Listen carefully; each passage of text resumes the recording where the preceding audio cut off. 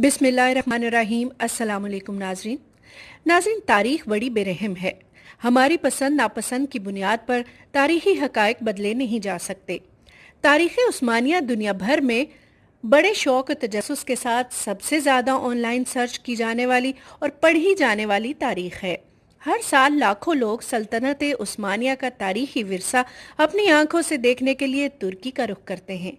यूं इस खिलाफत ने ख़त्म होने के बाद भी बाकी रह जाने वाले कल्चर, मौसीकी और तारीखी मकामात की बदौलत तुर्की सालाना लाखों डॉलर सयाहती ज़र मुबादला के तौर पर कमा रहा है। हर सल्तनत के ज़वाल की कोई न कोई वजूहात भी होती हैं। अक्सर सल्तनतों के ज़वाल में इनका अपना ही किरदार होता है। नाज़रीन, सल्तनत उस्मानिया बिलाशुबा अवाम दोस्त सल्तनत थी, मगर इनके तमाम रवाजों में एक रिवाज ये भी था कि सुल्तान का भाई या बेटा वलीअहद बनता और बादशाह की वफात के बाद सुल्तान बन जाता। ये रिवायत सदियों तक जारी रही। सल्तनत उस्मानिया के सुल्तान सल्जोक सल्तनत से ताल्लुक़ नहीं रखते थे, मगर वो सल्जोक शहजादों की इक़्तिदार की हवस के लिए होने वाली बाहमी खूनरेज़ लड़ाइयों के चश्मदीद गवाह थे।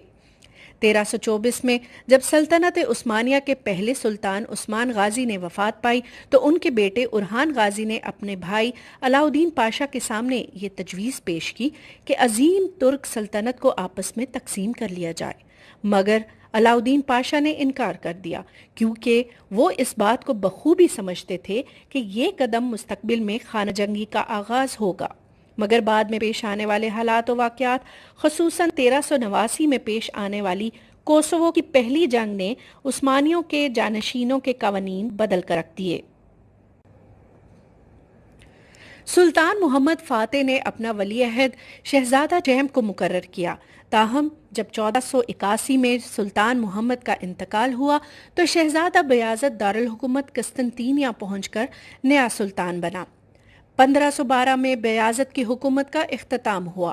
सुल्तान बयाज़त की ज़िंदगी में ही उनके शहजादों ने बगावत कर दी और सुल्तान सलीम नए सुल्तान बन गए, जिन्होंने बाद में अपने भाइयों अहमद और करदक को गला घोंटकर मारने की रवायत को जारी रखा, ताकि शहजादों का शाही खून ज़मीन पर ना गिरे लेकिन वो हलाक हो जाएं। इसके बाद सुल्तान सुलेमान की जानशीनी निहायत पुरअमन तौर पर हुई, क्योंकि इनके ज़्यादातर भाई जवानी में ही वफात पा चुके थे। नाज़रीन कराम, इस खाना जंगी में सुल्तान का सबसे छोटा बेटा महमद अव्वल अपने भाइयों को शिकस्त देकर 1413 में सल्तनत उस्मानिया का वाहिद वारिस बन गया। सुल्तान महमद का ये जुमला तारीख का हिस्सा बन गया कि एक मुल्क में दो बादशाह नहीं रह सकते। ये वो दौर था जब सुल्तनत उस्मानिया के सलातीन किसी दूसरे खानदान में शादी नहीं कर सकते थे, ताकि दूसरे खानदान की औरतें हरम में दाखिल ना हों।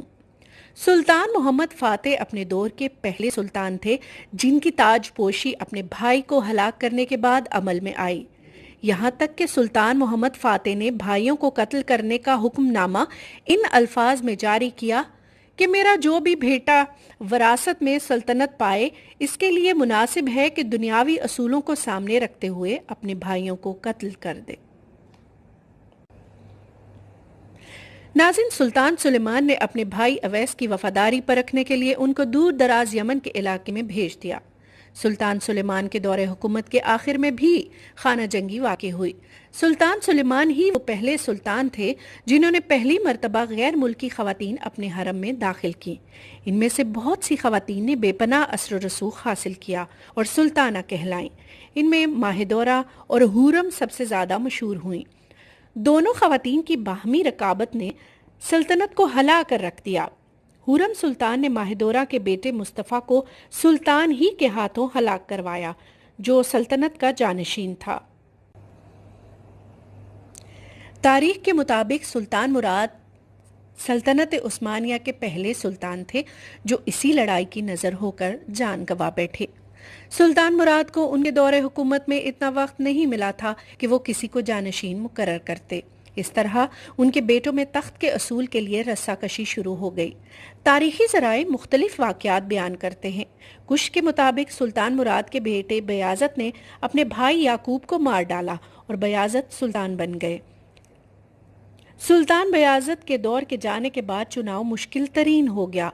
1492 میں تیمور لنگ کے انقرہ پر حملے کی وجہ سے بیازت کے چاروں بیٹے سلطنت عثمانیہ کی طویل ترین خانہ جنگی میں مصروف ہو گئے، جو کہ تقریباً 11 سال چلی۔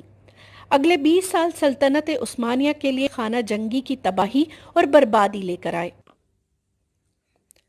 ناظرین، حورم کے بیٹے بیازت اور سلیم ماہدورہ کی سازشوں کا شکار ہوئے۔ شہزادہ بیازت کو شہزادہ سلیم نے چاروں بیٹوں سمیت قتل کرا دیا۔ 1566 میں سلطان سلیم دوئم سلطان بنے۔ 1574 میں سلطان سلیم دوئم کے بعد مراد سوئم کو اپنے 5 بھائیوں کو مارنے میں کوئی مشکل پیش نہ آئی۔ 1595 میں سلطان مراد سوئم کے انتقال کے بعد ان کے بیٹے سلطان احمد سوئم کو اقتدار مل چکا تھا۔ ناظرین کرام، افسوس، اس دن تاریخ نے یہ منظر بھی دیکھا کہ استنبول میں نئے سلطان کے آتے ہی 19 شہزادوں کے جنازے نکلے۔ یہ جنازے سلطان مراد سوئم کے بھائیوں کے تھے، جس پر استنبول کی ہر آنکھ اشکبار تھی۔